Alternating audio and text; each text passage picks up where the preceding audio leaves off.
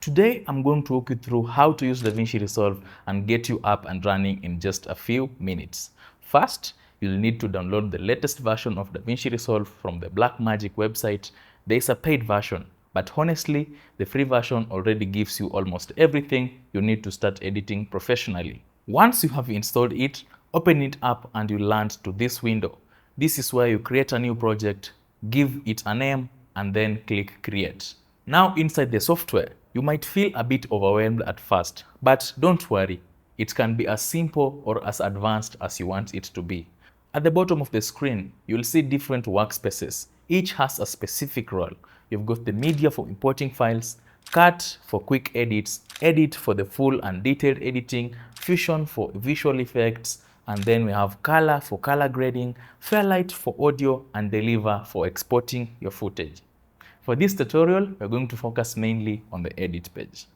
Before we start editing, go to the bottom right of your screen and click the gear icon to open the project settings. Here, you'll set the resolution and frame rate of your project.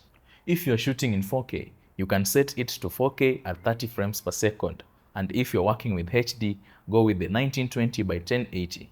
And if you are not sure about the frame rate, just click 30 FPS. It's safe and works well.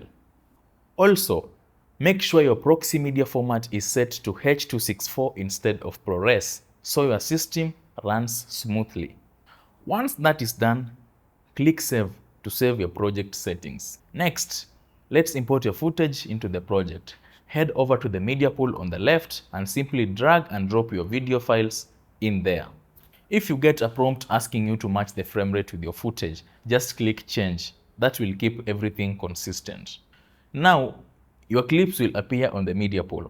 Double-click any clips to preview it on the preview window, and at the bottom of your screen, you will see your timeline. That's where all the editing happens. To start editing, drag your first clip onto the timeline. You don't have to place it right at the beginning. You can leave a bit of space in case you want to add something before later.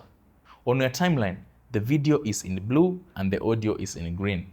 You can press the spacebar to play your clips or move the playhead manually.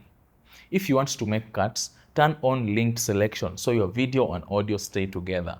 Then select the blade tool or press B on your keyboard and then click where you want to cut and delete the unwanted parts. When you are done cutting, switch back to the selection tool so you don't accidentally slice your footage. You can also trim your clips by dragging their edges, which is a quicker way to adjust the timing. If you're working with multiple clips, you can move them around, stack them, or place one above another. For example, when you are adding a B-roll on your main footage. If you want to remove audio from your clip, just turn off linked selection, select the audio, and then delete it. There is also a keyboard shortcut where you will press Alt-Select, and then you can delete it. Now, let's add music. Import it the same way. Drag it to the media pool or straight into the timeline. Once your music is on the timeline, adjust the volume using the line across the waves. Bring it down so it doesn't overpower your voice. Ideally, keep the music around -20 decibels so that it can sit nicely under dialogue. You can also fade your audio in or out using the handles at the beginning or at the end of the clip. If some parts of the audio are too loud, you can use keyframes to lower just those sections without affecting the rest. Next, if you want to add text, go to the Effects tab, then Titles, choose a style you like and drag it onto the timeline above your clip. Then you can customize it however you want. For transitions, go to the Video Transitions, pick one and drag it between clips or onto the edges. Simple as that.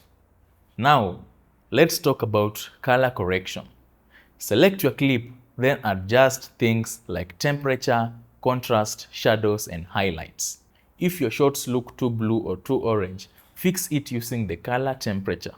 Adjust contrast to balance the image, lift shadows if it's too dark, and reduce the highlights if it's too bright.